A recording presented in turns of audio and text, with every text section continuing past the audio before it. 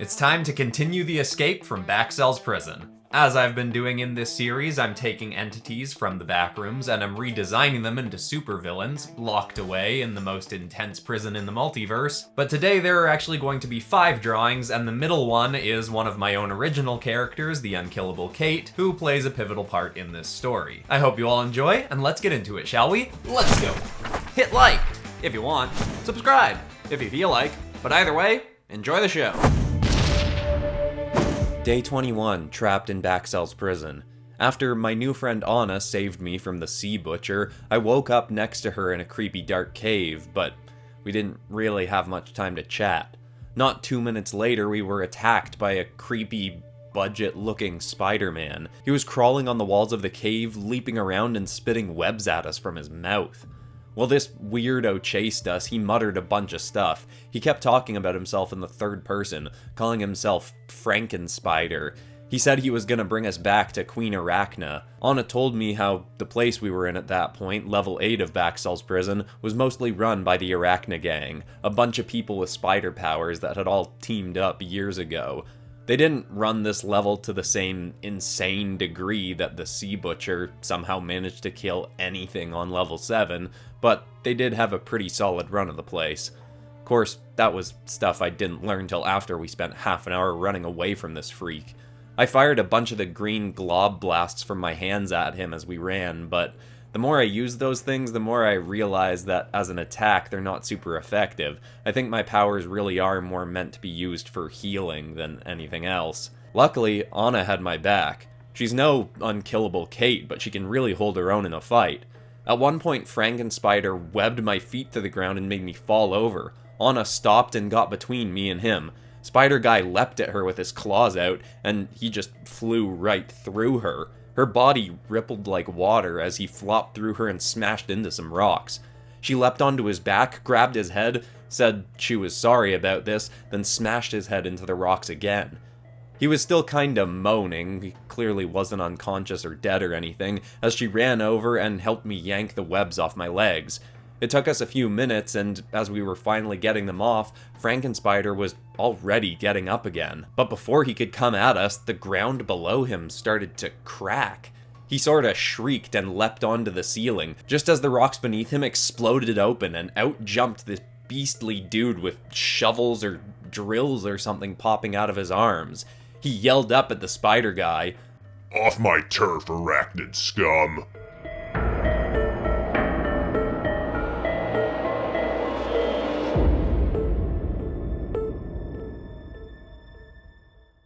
The spider dude leapt all over the place, spitting webbing at this tanky guy, but he just tore off the webbing like it was tissue paper. He dove at the ground and drilled back through it and disappeared. A few seconds later, he exploded out of the wall right next to the spider guy. He tackled him and slammed him to the floor, but Frankenspider managed to wiggle free. After that, he just kinda leapt off, yelling back that the Arachna gang will kill you someday, Rev. The big guy then looked over to us. I mean, he turned to us, I guess. It was hard to tell exactly where he was looking because his helmet covered his whole face. Sorta like the goopy-haired lady I'd fought back in Bestar's arena, but a lot less creepy looking. Still though, I wasn't exactly excited about the idea of fighting this guy, seeing how easily he scared off Frankenspider. He stomped over to us and leaned in real close and said, "You don't look like one of those little spider dorks. What are you doing on my turf?" We told him we were just trying to get out of there. He looked at us for another minute, like he was trying to decide what to do or something, then he just thrust his arm out over our heads and made me jump. I thought for a sec he was gonna try and squish us or something, but he just pointed. "Exit's that way. Strangle Wrangle used to block the way out, but I dealt with him.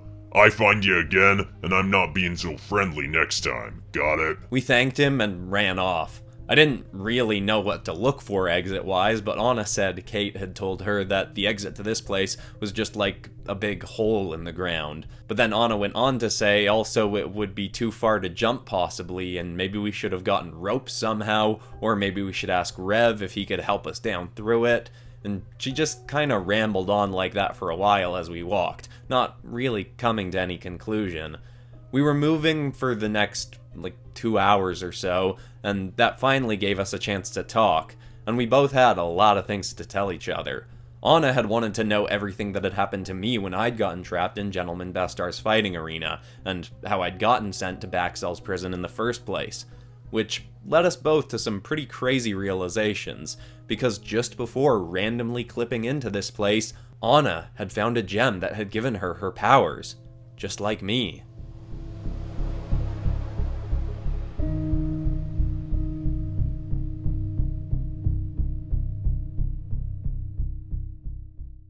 Anna had gotten clipped into BackCells 5 months ago, a day after stepping on a blue crystal that had embedded in her foot.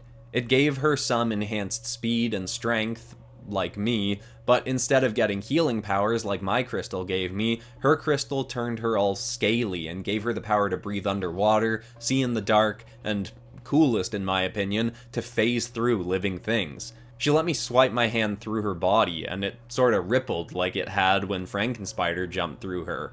Her body could only phase through living things when she held her breath though, so she couldn't just always be letting things fly through her, and she couldn't move through walls or the ground, but she figured she might be able to someday if she practiced, like how I thought I might be able to fly. That gave us both a bunch of new theories about why we'd gotten sent here. Maybe anyone who finds one of these super crystal things just gets sent in here for some reason, or maybe they even brought us here somehow.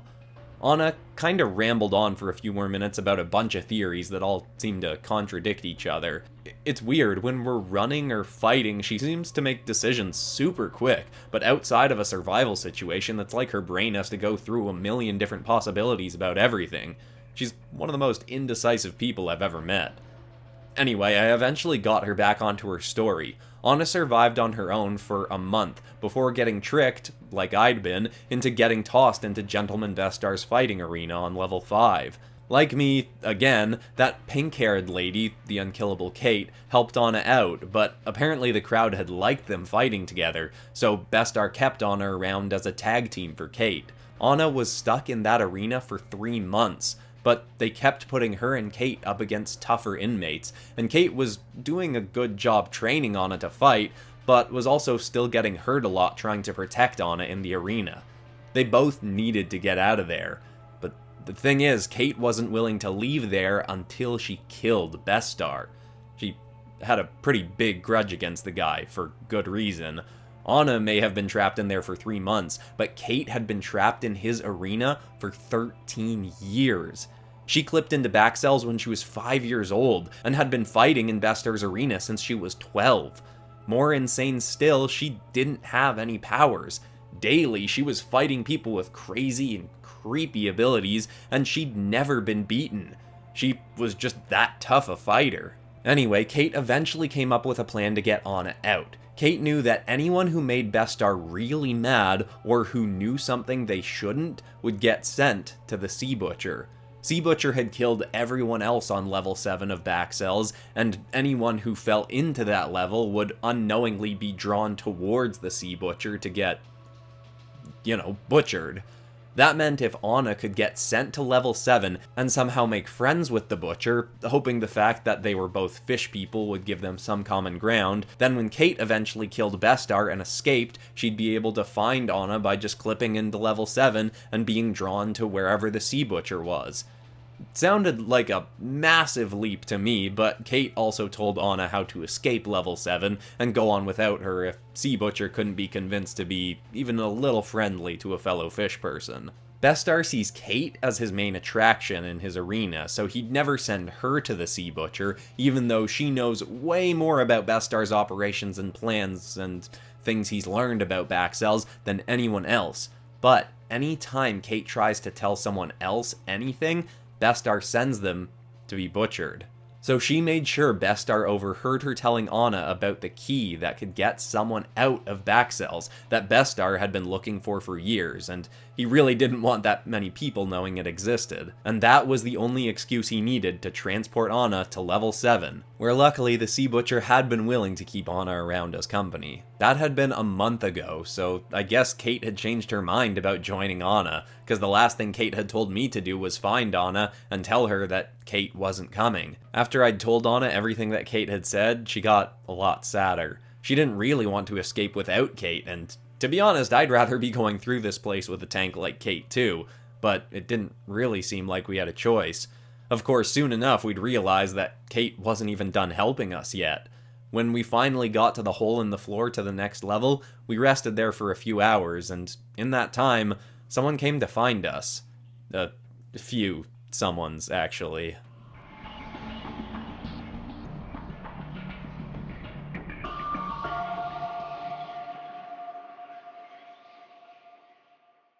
Someone was skipping through the caves towards us, and I half considered just jumping into the hole to escape.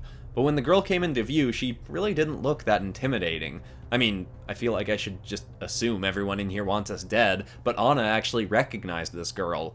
She looked like she was in her late teens and had a sort of cat costume on, with some bandages holding some of the parts together.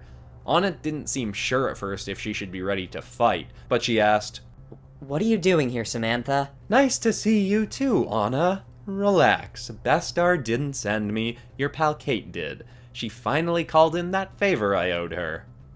I thought Kate was gonna use that to help her escape. "Yeah, well, she changed her mind after Bestar got suspicious of why Kate got the glowy green wonder here sent so quickly to the Sea Butcher. Bestar sent Transporter to go check and make sure the Sea Butcher had eaten the kid, and now he knows that you're both still alive.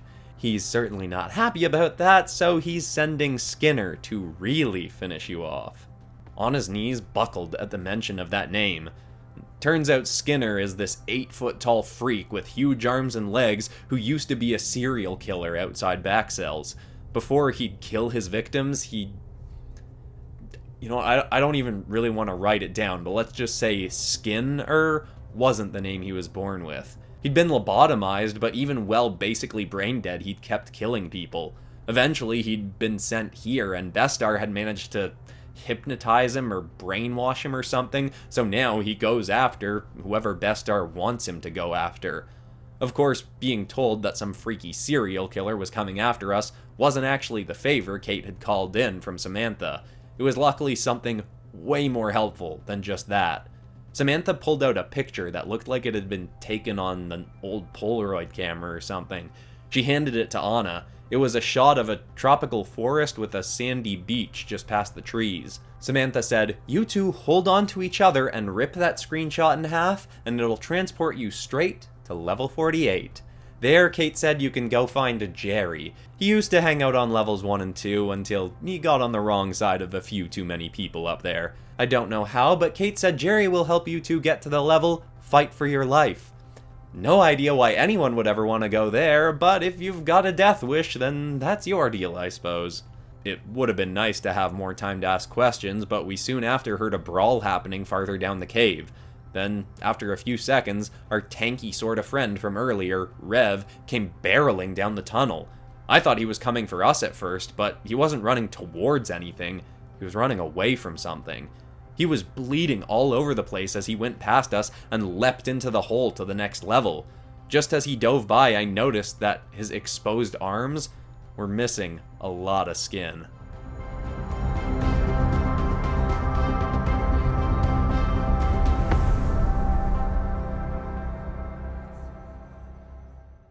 Lumbering down the tunnel came a guy in a yellow suit with goggles, a dead-eyed face, and giant hands with a bunch of suction cups all over his palms. Chunks of skin hung off of some of them. Samantha turned to us and said, "Okay, well that's all the time I've got for you, so happy trails and good luck." She patted Anna on the arm, and as she did, Samantha's eyes suddenly glazed over yellow for a second, and her body shook. When the moment passed, she took a deep breath. She then stared jaw-dropped at us both. You're actually going to escape." But before she could finish the thought, Skinner started sprinting towards us with his arms outstretched. We all scattered, and Skinner first went for Samantha. She was about as acrobatic as Frankenspider, so she managed to leap over and around him, but he just kept coming. I looked over to Anna to see what she wanted to do, but she was already in fight mode. She ran right between Skinner and Samantha, and with a terrified look on her face, she waved her arms at him. He thrust a hand towards her, and it went right through her rippling body. His attention stayed on Anna, and she lured him towards the hole. He swung at her again and again, grunting furiously as his hands kept passing through her. She kept her breath held, but I didn't know how long she could do that. When she had Skinner right near the edge, he just kept swiping at her. I ran around behind him, got a ways back, then sprinted towards him. I tackled as hard as I could into his back, and felt like I'd practically run into a brick wall. He didn't even budge, but he had felt it. He whipped around and reached for me. Samantha suddenly leapt onto his back and dug one of her claws right through his goggles and slashed his eye. He didn't even scream, he just grunted and grabbed her arm. Then, he yanked his fingers back off her, and she shrieked as a chunk of her skin tore off in his hand. Samantha fell to the ground, and with flesh-dripping hands and a mangled eye, Skinner turned to me again. I looked out over the cave and made a gut decision. I ducked under Skinner's legs, yelled for Anna to breathe, and I grabbed her and tackled her off the cliff. I activated my powers and just prayed this would work. We fell and Skinner leapt in after us, but as he kept falling, we slowed. I didn't know how my powers worked, but I just kept thinking, float, float, float. As Skinner fell farther and farther into the darkness below, Anna and I stopped in midair. It took a ton of focus, and I wouldn't exactly call it flying, but soon I managed to hover us back up to Samantha, who is still writhing in pain. I could heal her, but if Skinner could get back up from the exit, we'd be in trouble all over again. So Anna and I grabbed hands, leaned up against Samantha, then Anna pulled back out the picture of level 48, and we ripped it in half.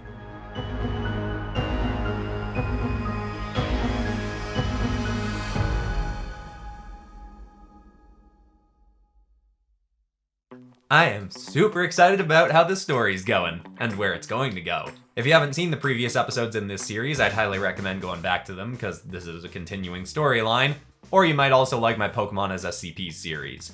Which, by the way, the episode that's coming out on Monday is going to be a compilation of all my Pokemon as SCPs videos so far, but there will be one brand new drawing and lore at the beginning of that compilation. Then the following Friday, a week from today, there's not going to be a video. Sorry about that. Just need to take a little bit of time off, rejuvenate my creative energy, and we'll be back in the swing of things the following Monday. Hope you all understand and don't miss me too much, but besides that, that's all for today, except of course for ending this video on some kind of positive or inspiring note, and the thought I want to leave people with today is an idea from the book Atomic Habits by James Clear, which is that if you improve at something by 1% every day, just tiny little 1%, after a year, you will be 37 times better at that thing. That's a pretty wild concept, but looking back at some of the art I made earlier in this channel's history, I can definitely see how that's the case. Hope that's inspiring to someone out there. Thanks so much for watching, everybody. I love you all, and I'll see you all when I get back from my week off. Goodbye.